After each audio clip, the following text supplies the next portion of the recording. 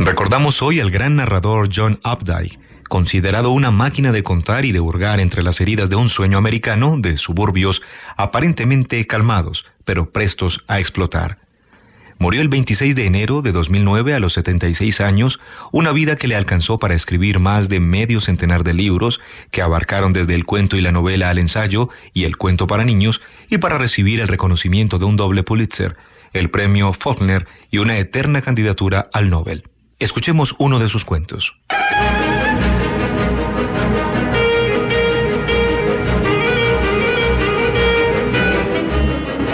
Libre.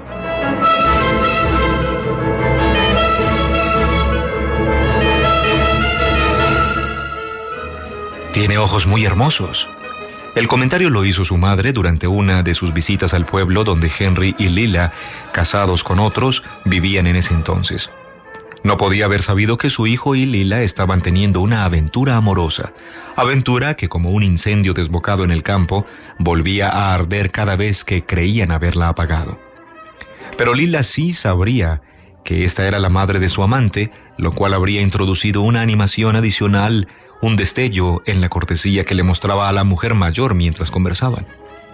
En una ocasión, la madre de Lila había asistido a una de sus acaloradas reuniones de parejas jóvenes, y Henry, al mirar el perfil de esa mujer robusta de 60 y tantos años en la pequeña fiesta de Lila, se preguntó con asombro cómo alguien tan descolorido y feo y asexuado había producido esa belleza, esa fuente ágil y lasciva de éxtasis. El comentario de su madre le había dado a su amor ilícito una bendición fantasmal. Además, ambas mujeres compartían cierto amor por la naturaleza, conocían los nombres de pájaros y de flores, y cuando Lila y él se veían, era con frecuencia en el campo, en una cabaña junto a un lago que una amiga liberada, una mujer mayor, le prestaba a Lila en las afueras boscosas de un pueblo vecino. El frío fuera de temporada y los olores mohosos de la lona y del mimbre de los muebles de verano y del simple colchón y del refrigerador desconectado cedían el paso a los aromas de su propia tibieza desnuda, mientras el lago centelleaba del otro lado de la ventana y las ardillas corrían por la azotea. Con Lila debajo de él, Henry vertía su mirada en sus ojos dilatados, en efecto hermosos, color de avellana mezclado con verde y con un café rojizo alrededor de las pupilas agrandadas por la sombra de su cabeza. En la cabaña había una claraboya y él podía ver su rectángulo, de orillas desiguales cubiertas de ramas caídas y agujas de pino, reflejado en la superficie convexa y húmeda de los ojos sorprendidos e inmóviles de Lila. Su madre nunca simpatizó con su esposa. Irene era demasiado citadina, demasiado correcta, demasiado estoica. Para Henry ella había sido un ascenso en la escala social dentro de una familia de prósperos abogados, banqueros y profesores, pero en la pequeña e inocente sociedad de su hogar, las concesiones de intimidad por parte de Irene eran muy moderadas, y este rasgo se agudizó cada vez más en lugar de disminuir. Henry trató de restringir sus apetitos para estar a la altura y más bien disfrutaba su sequedad creciente, su personificación cada vez más eficaz de un bodoque bien educado. Su madre, cuyas ambiciones en torno a él reflejaban el aspecto más exuberante de sus propias esperanzas insatisfechas, notó esta contrición y la tomó a mal. Su resentimiento fortaleció a Henry cuando, con Lila más intensamente que con varias otras, abandonó la fidelidad y respiró el aire salvaje y húmedo de la intemperie. Húmedo. Nunca olvidaría cómo Lila se había desnudado abruptamente un día soleado pero frío de octubre y cómo se había lanzado al agua. Henry vio sus nalgas, un repentino corazón blanco y abierto por la mitad, con un perfecto salto de carpa desde el muelle flotante que aún seguía en pie. Emergió a la superficie con la cabeza pequeña y empapada de una nutria, sus párpados revoloteaban y su boca exclamaba: «¡Oh! ¿No sentiste que te morías?», preguntó él, parado y vestido en el muelle tambaleante, mientras miraba ansiosamente a los lados en busca de algún mirón que pudiera ocultar todos esos árboles otoñales. «Es el puro éxtasis», le dijo ella haciendo muecas para evitar el castañeteo de sus dientes. «Si te lanzas a su encuentro, anda, métete, Henry». Pataleando en el agua, extendió sus brazos y alzó el cuerpo como una mariposa hasta que sus senos quedaron al aire. «Oh, no», dijo, «por favor, Pero al ver esta contienda erótica, no tuvo otro remedio que quitarse la ropa, dejarla doblada lejos de las salpicaduras y lanzarse al agua negra del lago con un salto torpe y cardíaco. Las hojas rosas de los arces de pantano, corrugadas en forma de pequeños barcos, flotaban cerca de sus ojos cuando salió a la superficie. Su cuerpo sumergido se sentía hinchado y ardiente como si le hubiera caído un rayo. Lila nadaba con un crawl eficiente y sus pies tendinosos producían espuma. Se fue alejando de Henry hacia el centro del lago. Jadeante, él regresó pataleando al muelle y desde esa perspectiva más baja, los árboles a su alrededor le parecieron como los bordes de un pozo dorado, un cerco que lo mantenía en el centro del domo celeste. Era uno de esos momentos, pensó, en que la vida cosecha los frutos que la naturaleza ha acumulado. Eso era la salud. La cabecita mojada, los ojos luminosos de nutria, el cuerpo mullido, con senos pequeños y enteramente a su disposición cuando la electricidad disminuyó en sus venas y los pieles de ambos se frotaron con las toallas que Lila previsoramente había traído. Pero incluso entonces irrumpió el mundo menos saludable. Henry se preguntó si Irene percibiría en su cuerpo el olor del lago negro con su humus de hojas muertas. Se extrañaría al notar su pelo húmedo. Él no era bueno para el adulterio, no tan bueno como Lila, porque no podía entregarse totalmente al momento y correr a su encuentro. La bendición de su madre no lo salvó de la gastritis y del diagnóstico ominoso que le comunicó su doctor. Algo te está consumiendo. La justicia de la frase sorprendió a Henry. Su deseo de Lila era una especie de bestia. Le saltaba encima en los momentos menos esperados y lo torturaba en la oscuridad. Es el trabajo, mintió. ¿No puedes relajarte un poco? Todavía no. Tengo que llegar al siguiente nivel. El doctor suspiró y dijo, era imposible deducir por su boca comprimida y cansada cuánto podía adivinar o saber. Mientras tanto, Henry, tienes que seguir viviendo en este nivel. Abandona alguna actividad. Quieres abarcar demasiadas cosas. Esto último lo dijo con un énfasis que le resultó extraño a Henry, como la inesperada bendición de su madre. A veces tenía la ilusión de que el aire mismo lo rondaba a solícito, como una red de testigos que supervisaba su destino mientras él avanzaba laboriosa y confusamente. Renunció a la campaña para conseguir fondos que encabezaba en su iglesia. Esto, además de dejar el café y los cigarros, aligeró un poco su malestar estomacal, pero la irritación no cesó hasta que Lila, de repente, por alguna razón que nunca explicó, le confesó todo a su esposo Pete. Al cabo de un año se mudaron a Florida. Unos años después se supo que se habían divorciado. El matrimonio de Lila siempre le había parecido un misterio. «No me necesita», le había dicho alguna vez con los ojos sorpresivamente llenos de lágrimas y la mirada fija en algún punto por encima del hombro de Henry. «Necesita mi culo». A Henry le costó trabajo creer lo que estaba oyendo y no se atrevió a pedirle que se lo aclarara. Había muchas cosas, pensó que no quería saber. Con razón otras personas le parecían tan sabias. Aunque la vida le dio ascensos en el trabajo y vacaciones en la Florida y en Maine, y nietos, y con ayuda de Irene, una personificación cada vez más convincente del bodoque bien educado, nunca volvió a ver otra bestia. Incendios así destruyen el campo.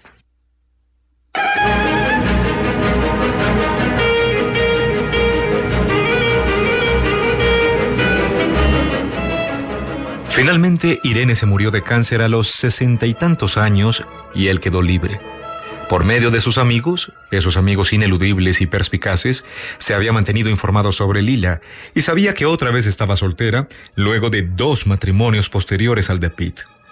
El primero con un hombre mayor que le había dejado dinero. El segundo con un hombre más joven que había resultado ser obviamente incompatible. Consiguió su dirección y le escribió una nota para sugerir que podría visitarla. Irene y él habían tenido la costumbre de viajar a Florida durante 2 semanas a mitad del invierno y de quedarse en un hotel predilecto, más que Irene que para él, en una isla frente a la costa oeste. El hotel olía a teca y pino barnizados y tenía peces, espada y torpones disecados en los muros de los pasillos y fotografías de viejos grupos de pescadores y de zonas dañadas por huracanes. En los rellanos amplios y soleados de las escaleras había vitrinas con colecciones de conchas. La tinta de los rótulos corrugados y secos estaba ya borrosa. Todo olía a la Florida distante de antaño, a ese paraíso un tanto espartano del hombre rico y todavía no al gran parque de diversiones y lugar de jubilación de la democracia.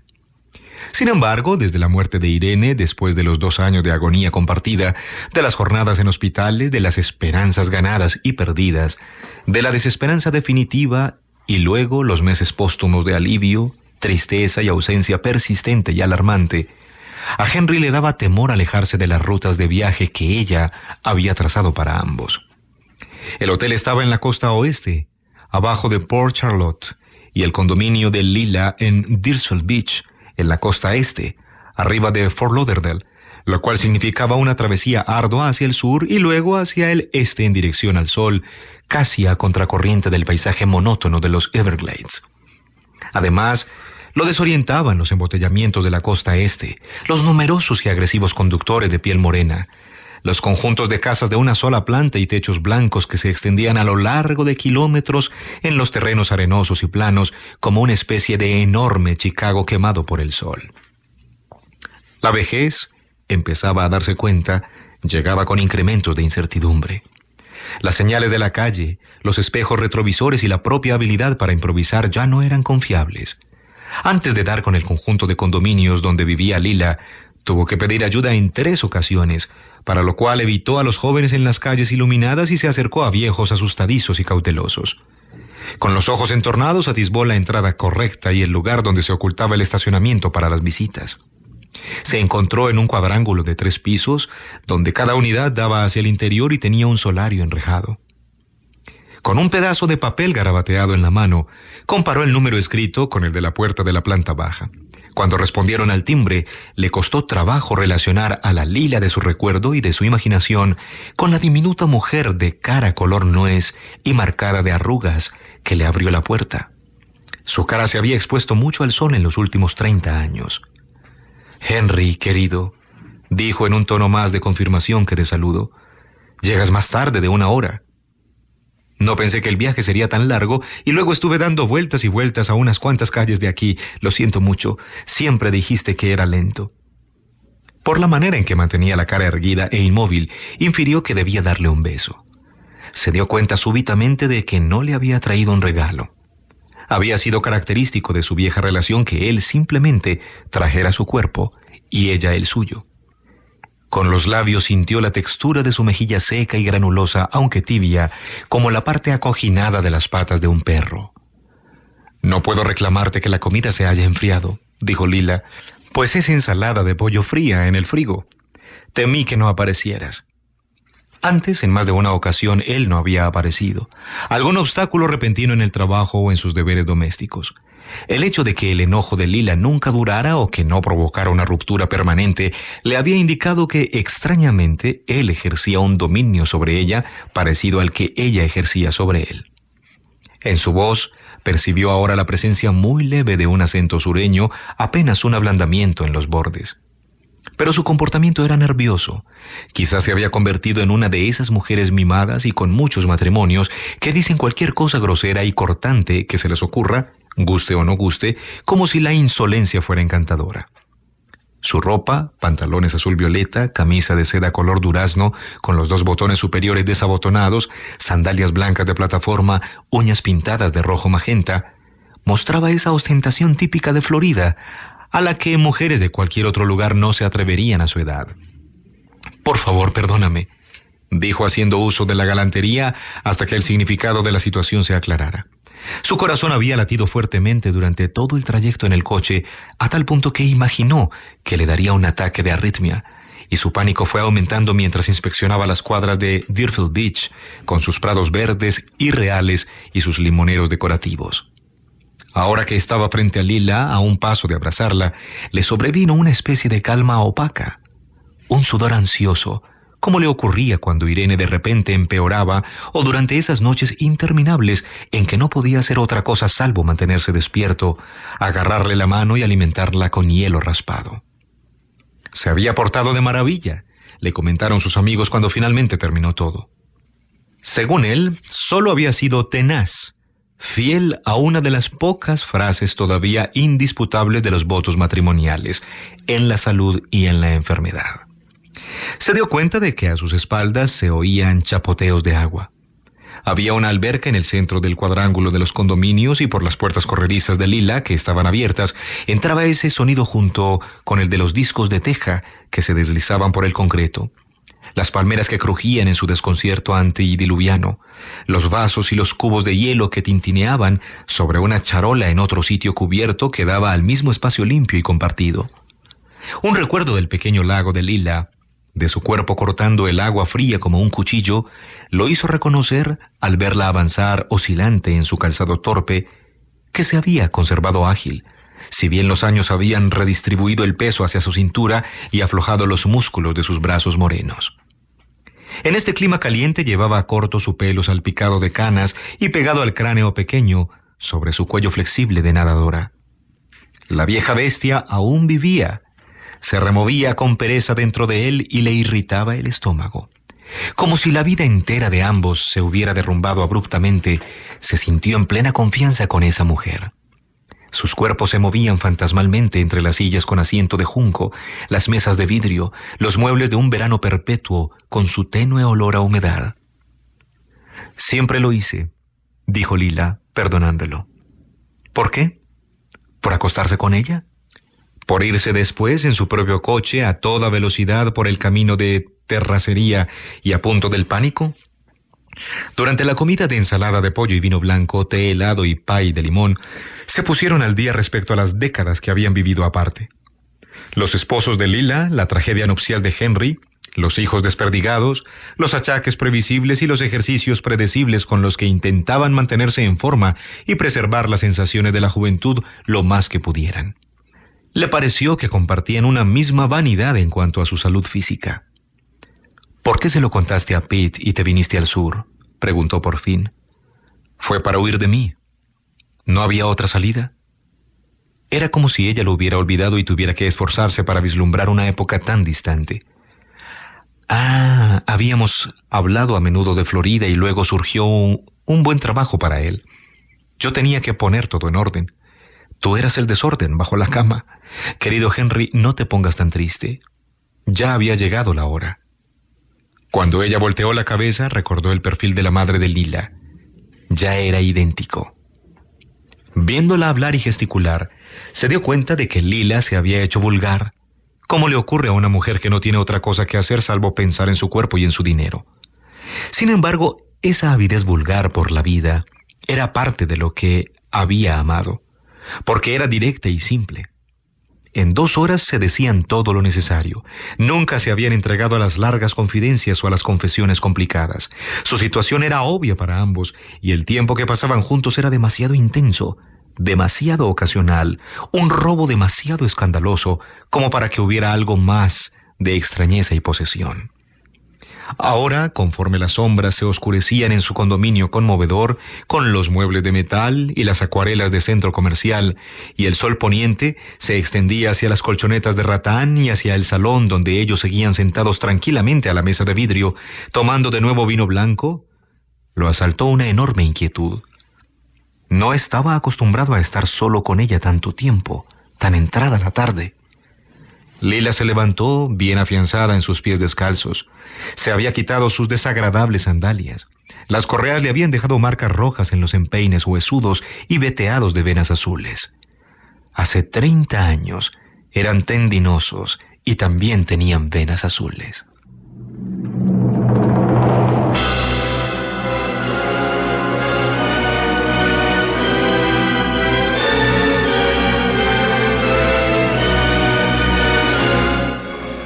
«¿Qué tal si nadamos?», preguntó. «A esta hora es el mejor momento de la tarde.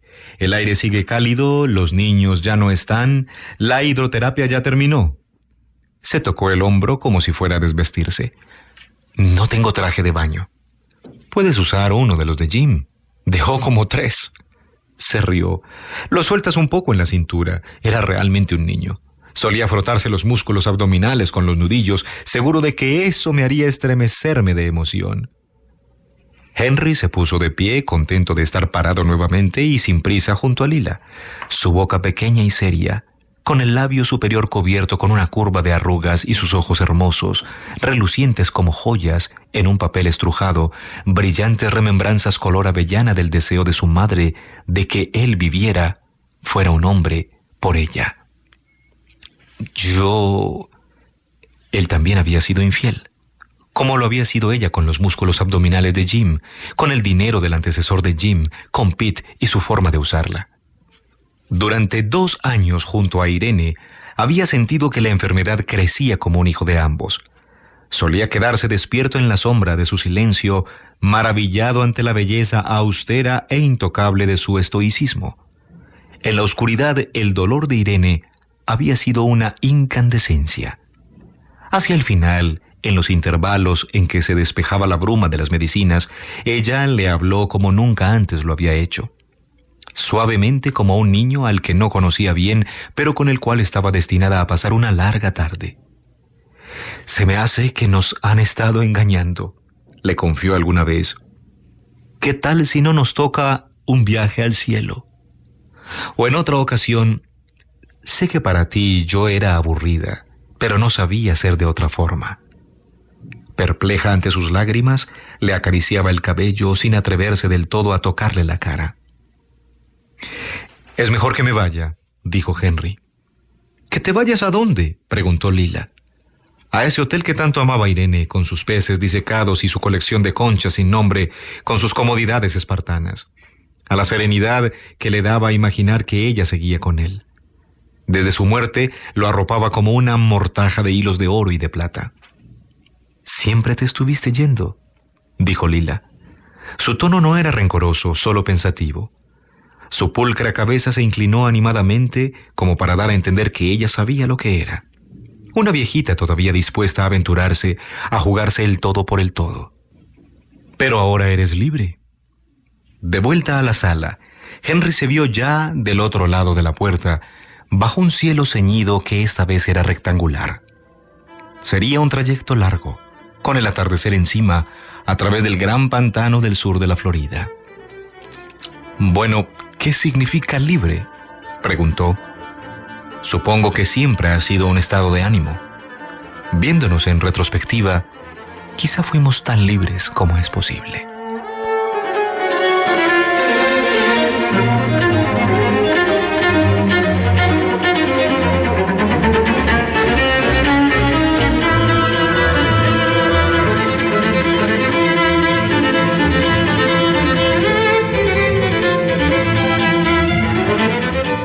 En Literatura para Oír hemos presentado In Memoriam, John Updike, Estados Unidos.